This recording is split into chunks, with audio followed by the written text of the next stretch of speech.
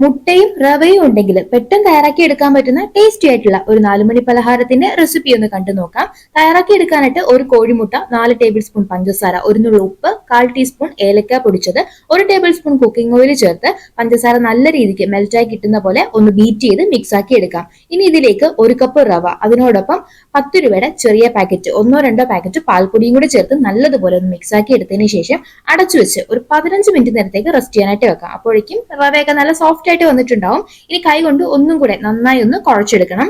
കയ്യിൽ ഒട്ടു പിടിക്കാതിരിക്കാൻ അല്പം ഓയിൽ ഒന്ന് സ്പ്രെഡ് ചെയ്ത് കൊടുത്തതിന് ശേഷം ഈ ഒരു മിക്സിൽ നിന്ന് കുറേശ്ശെ എടുത്തിട്ട് നമുക്ക് ഇഷ്ടമുള്ള ഷേപ്പ് ആക്കി എടുക്കാം. ഇനി ഇതൊന്ന് ഫ്രൈ ചെയ്തെടുക്കാനാണ് പോകുന്നത്. അപ്പോൾ എണ്ണയ്ക്ക് ചെറിയൊരു ചൂട് മതി. ചെറു തീയിൽ ഫ്രൈ ചെയ്തെടുക്കുമ്പോഴാണ് ഉള്ളിലൊക്കെ കറക്റ്റ് ആയിട്ട് കുക്കായി കിട്ടുന്നത്. കുക്കീസിന്റെ ഒക്കെ ടേസ്റ്റില് കുറച്ചധികം നാൾ തന്നെ കേടാകാതെ സ്റ്റോർ ചെയ്ത് വെക്കാൻ പറ്റുന്ന നല്ല ടേസ്റ്റി ആയിട്ടുള്ള ഒരു പലഹാരമാണ്. വീഡിയോ ഇഷ്ടമായാൽ ഇതുപോലെ ഒന്ന് തയ്യാറാക്കി നോക്കൂ. പിന്നെ നമ്മുടെ ചാനൽ കൂടി ഒന്ന് സബ്സ്ക്രൈബ് ചെയ്യാനും മറന്നേക്കരുതേ.